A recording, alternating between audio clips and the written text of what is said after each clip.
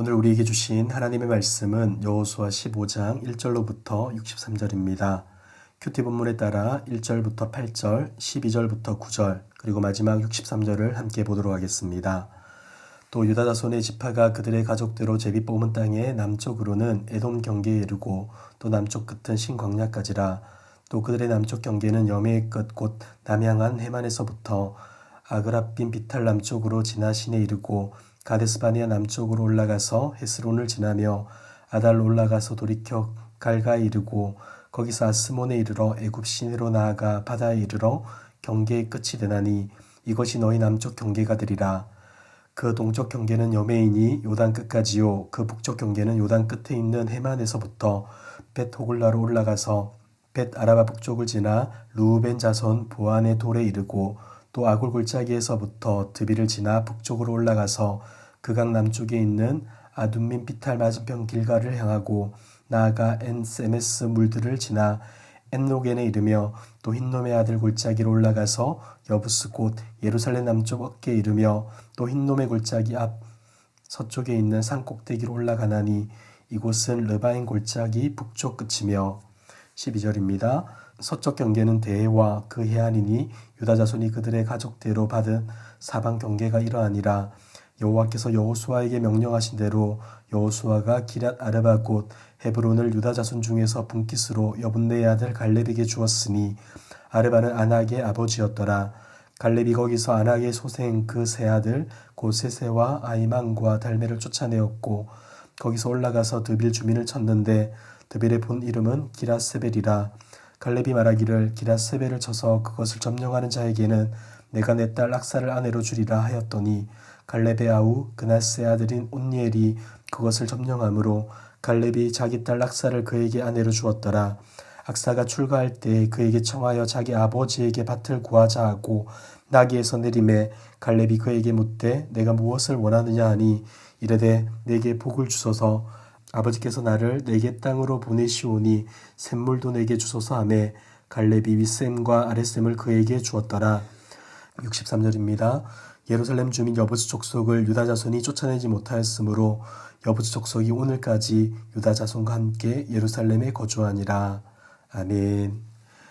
여호수아 13장에서 21장은 땅의 분배와 정착 과정에 대해 기록하고 있습니다.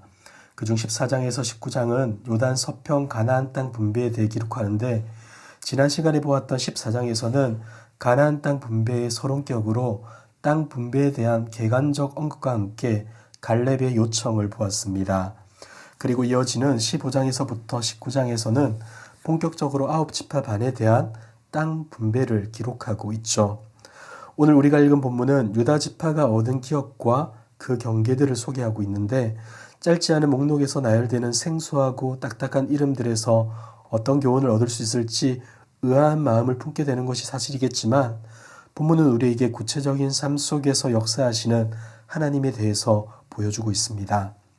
본문을 유심히 보시면 유다 지파가 얻은 땅의 경계는 지도를 그리듯 산과 골짜기, 샘과 성읍들의 이름을 구체적으로 소개하는 것을 볼 수 있습니다.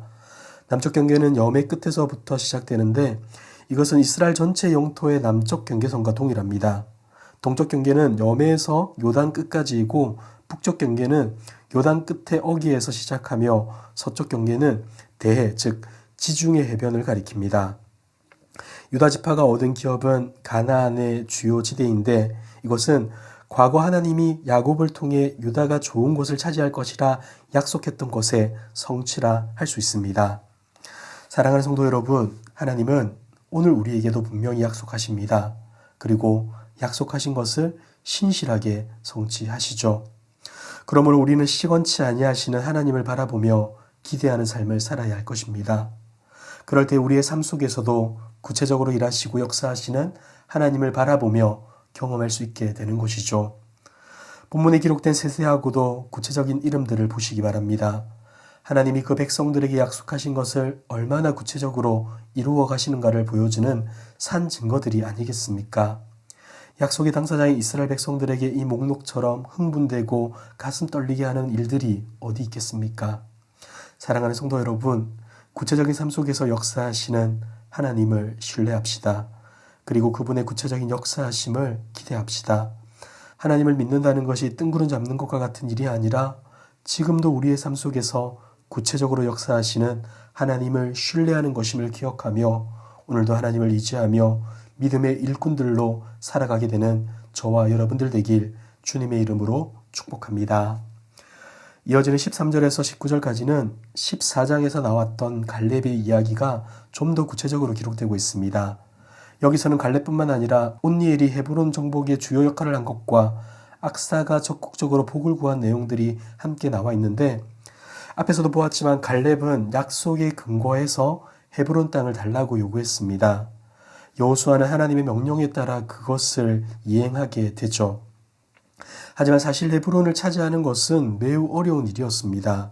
왜냐하면 그곳에는 과거 10명의 정탐꾼들을 두려움에 떨게 만들었던 아낙 자손 세세와 아히만과 달메가 여전히 세력을 잡고 있었기 때문이죠.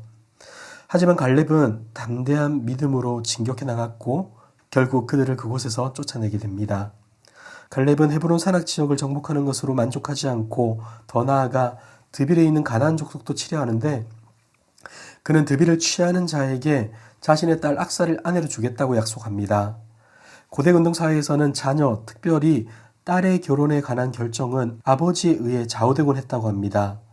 또한 성읍의 성주나 부족 동맹체의 지도자적 위치에 있는 왕들도 자신의 대적들과의 전쟁에서 큰 공을 세운 자에게 자신의 딸을 아내로 주어 그를 자신의 세력 아래에 예속시키는 풍습을 가지고 있었습니다. 이는 사울 왕이 골리앗을 죽이는 자에게 딸을 주겠다고 약속한 데에서도 잘 나타나고 있죠. 그러나 오늘의 본문에서 갈렙은 단지 그가 이끄는 전쟁을 승리로 이끌기 위한 수단으로 자신의 딸을 포상으로 내걸었던 것이 아닙니다. 이방인의 성을 하나님께서 주시는 용기와 신앙으로 정복할 수 있는 참된 용사를 찾기 위해서 내걸었던 조건인 것이었죠. 결국 그나스의 아들이자 갈렙의 조카인 온니엘이 드빌을 점령하였고 자기 딸 악사와 결혼을 하게 합니다. 악사는 나귀를 타고 집을 떠나기 전에 아버지에게 한 가지 요청을 하고 있습니다. 아버지, 우리 부부에게 메마른 네겝 지역을 땅으로 주셨는데 몇 개의 샘을 주시면 참 좋겠습니다. 라고 말이죠. 본래 네겝 지역은 가나안 남방의 광활한 강자지대로 거칠고 메마른 땅을 가리킵니다. 그런데 그곳에서 농사를 짓고 살려면 밭에 물을 댈 수 있는 샘이 필요했던 것이죠. 그래서 악사는 아버지에게 샘을 요구했던 것입니다. 갈렙은 곰곰이 생각한 후에 윗샘과 아랫샘을 그 부부에게 허락해 줍니다. 전에 여호수아를 통하여서 복을 받았던 갈렙은 이제 자기 딸 부부에게 복을 나누어 주게 된 것이죠. 귀정한 물을 자기 혼자 간직하기보다 그것을 필요로 하는 자에게 나눠 준 것입니다. 하나님의 약속을 따라 자신이 받은 선물이었지만 그것이 자신만을 위한 것이 아님을 알았기에 나눌 수 있었던 것입니다. 사랑하는 성도 여러분, 우리는 어떤 모습으로 살아가고 있습니까?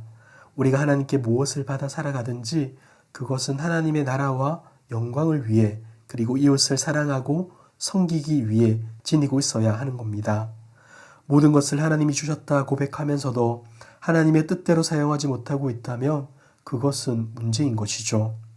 여러분, 하나님이 주신 것들로 내 욕심을 채우는 자가 아니라 받은 은혜와 사랑에 합당한 반응으로 살아가는 저와 여러분들 되시길 주님의 이름으로 축복합니다.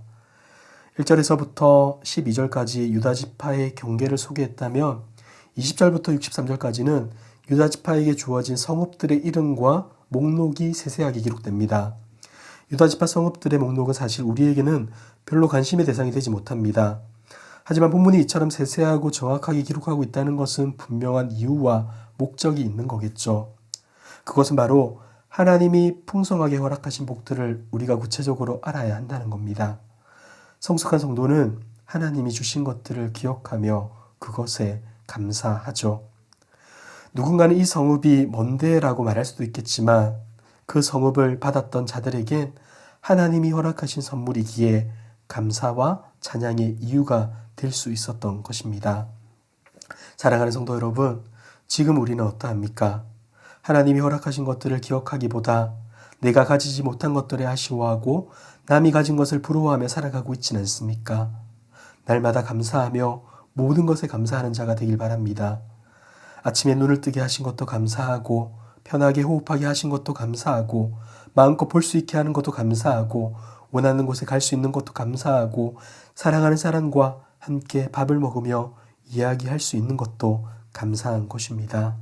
사랑하는 성도 여러분, 우리의 입이 불평과 원망의 말들을 쏟아내기보다 주님이 허락하신 모든 일들을 기억함으로 날마다 감사와 찬양의 고백을 올려드릴 수 있는 저와 여러분들 되길 주님의 이름으로 축복합니다. 기도하겠습니다.